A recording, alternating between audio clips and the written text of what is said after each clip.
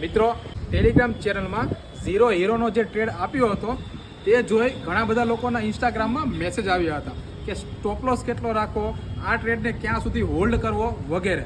તો તમને જણાવી દઉં કે ઝીરો હીરો ટ્રેડમાં સ્ટોપ લોસ રાખવાનો હોતો નથી અને જે એક્સપાયરી તમે સિલેક્ટ કરી હોય ત્યાં સુધી તમે તેને હોલ્ડ કરી શકો છો.